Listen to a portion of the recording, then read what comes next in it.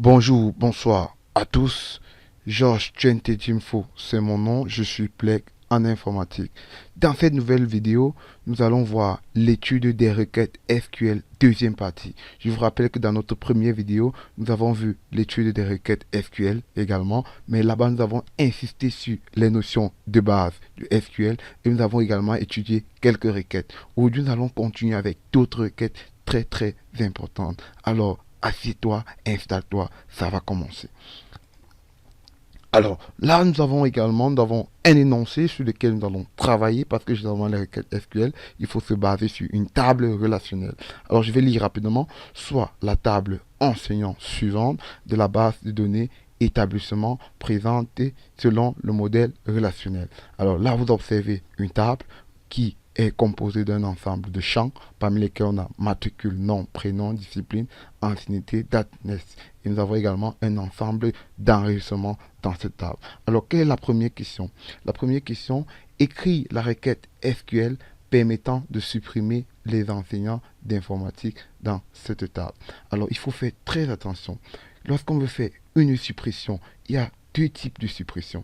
On peut vouloir supprimer la table. Dans ce cas, on parle de drop. Si on peut vouloir supprimer les données de la table, dans ce cas, on parle de delete.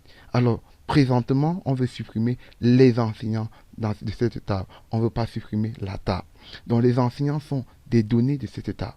Alors, on va donc parler d'abord, premièrement, on va d'abord dire delete, puisqu'il ne s'agit pas de la table.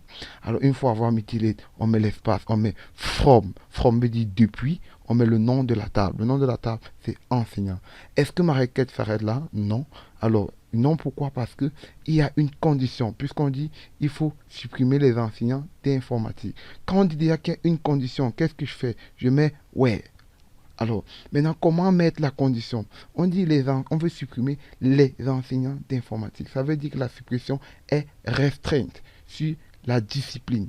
Alors, on va donc dire, ouais, on met le nom du champ concerné, parce que vous allez dans la table, on regarde quel est le champ concerné par la condition. C'est discipline, puisqu'il s'agit de l'informatique. Donc, je mets discipline égale. Alors, quelle est la valeur qu'on va mettre? On va mettre info. Alors attention parce que beaucoup auraient mis informatique. Non, nous on travaille avec les valeurs se retrouvant dans la table. On regarde bien que dans le champ discipline, il y a la valeur info et non informatique. Même si dans la question, on a parlé d'informatique, nous utilisons la valeur se trouvant dans la table.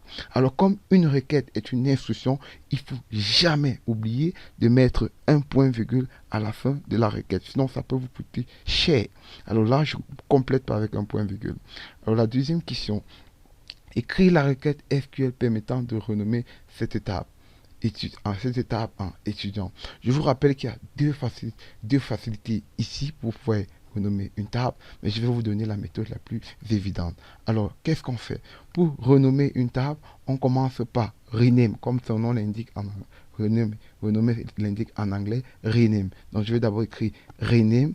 Alors, comme c'est une table, je mets table, je mets l'ancien nom de la table qui est enseignant, je mets tout, je mets le nouveau nom qu'on veut obtenir qui est étudiant. Et bien évidemment, puisque c'est une requête, je mets un point-virgule. Alors, dans d'autres formes d'exercice, vous allez retrouver parfois, on ne va pas dire rename, on va dire alter table, le nom de la table, avant de mettre rename. Ici, je ne suis pas obligé, moi je vous ai donné la méthode la plus évidente. Alors, nous allons passer à la troisième requête.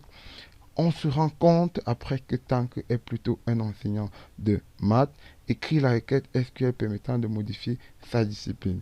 Alors, là également, il faut savoir qu'est-ce qu'on veut faire. On veut modifier une donnée. Est-ce qu'on veut modifier une partie de la table? Alors, lorsqu'on veut modifier une donnée, alors qu'est-ce qu'on fait? On utilise la notion de update. Alors là, qu'est-ce qu'on dit dans l'exercice? On se rend compte après que Tanko est plutôt enseignant de maths et que la requête SQL permettant de modifier sa discipline. Donc ça veut donc dire qu'on doit changer sa valeur qui est par exemple dans la table Tanko qui correspond à info pour mettre la valeur maths puisqu'on s'est rendu compte qu'il est désormais un professeur de maths. Ça veut dire qu'on veut modifier une donnée. Donc je vais d'abord mettre quoi? Update puisqu'il s'agit d'une donnée à modifier. Alors, qu'est-ce que je mets après? Je mets le nom de la table qui est enseignant. Alors, pour modifier maintenant donc le champ ou la valeur d'un champ, c'est-à-dire on va modifier la valeur de discipline, on utilise une méthode qu'on appelle set. Set, une méthode de modification. Donc je vais mettre set. Alors après cela, je mets le nom du champ à modifier, c'est-à-dire discipline, je mets égal. Je mets dans la nouvelle valeur qu'on doit lui donner, puisqu'on veut que l'enseignant, on veut mettre la notion maths, parce que la personne était un mathématicien, on a mis info. Donc je mets maths. Maintenant, est-ce qu'on va modifier la valeur maths à toutes les disciplines? Non. Il faut donc mettre une condition pour se rassurer qu'on va modifier la valeur maths plus précisément à l'enseignant tant que. Alors je vais mettre, donc pour mettre la condition, je vais mettre ouais. Alors je vous dirai, je m'arrête d'abord là. Je vous dis, il est plus facile d'utiliser n'importe quel champ comme condition, mais attention, on peut se tromper lorsqu'on retrouvera par exemple deux personnes avec le même nom. Si dans la table on avait deux tanks, vous voyez, on serait tenté de modifier un tank qu'on n'aurait pas souhaité dans cet exercice. Alors que faire? Alors il est préférable toujours d'utiliser dans cette condition, d'utiliser un matricule.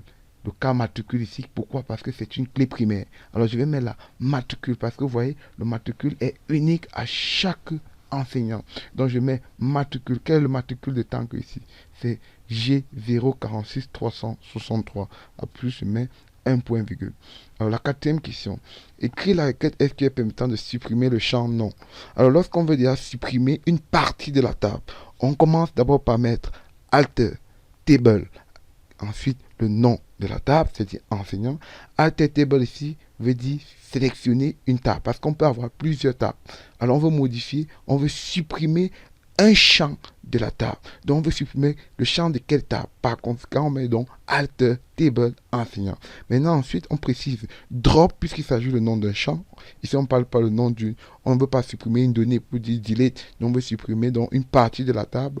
On met drop, on met colonne, puisque c'est une colonne, et on met donc non, sans oublier point virgule. Cinquième question, donnez le résultat de la requête SQL suivante. Alter table enseignant drop colonne .nest. Alors, comme tout à l'heure, nous avons dit alter table enseignant, déjà c'est d'abord pour sélectionner la table que nous voulons travailler. Ensuite, drop colonne, c'est pour supprimer une colonne. Et quelle colonne? .nest. Alors, ça c'est une question qui doit être interprétée d'abord, ensuite qui doit être appliquée à la table et obtenir un résultat dont on est en train de demander.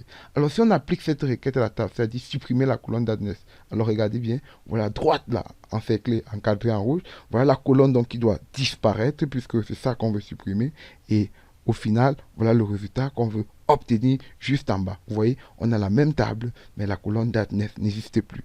Alors, on sommes arrivés à la fin de notre vidéo. Si tu as aimé, alors n'oublie pas de cliquer sur j'aime. Surtout, ne pars pas sans regarder, sans aller sur le marché, sans penser à t'approprier de cette collection, cette meilleure collection, le leader en informatique actuellement, qui est là pour t'aider, bien sûr, pour préparer ton examen, pour te perfectionner en informatique, qui a été collectionné par des experts en informatique. Moi, je suis également un auteur de ce livre. Alors surtout, sache que c'est un document très important pour toi qui suit cette vidéo. Alors ces documents, on peut retrouver, ça concerne les classes de 6e en terminale en enseignement général, de première année en terminale en enseignement technique, première TI, terminale TI. Alors on peut retrouver ça sur presque tout le territoire national, particulièrement Yaoundé, Douala, Bafoussam, Tchang.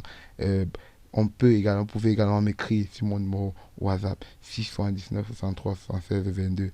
Alors surtout, vous pouvez retrouver ces vidéos sur Facebook, le leader, la page Facebook, le leader en info, ou alors sur ma chaîne YouTube, le leader en info. Surtout, n'oublie pas de partager et si tu n'es pas abonné, abonne-toi.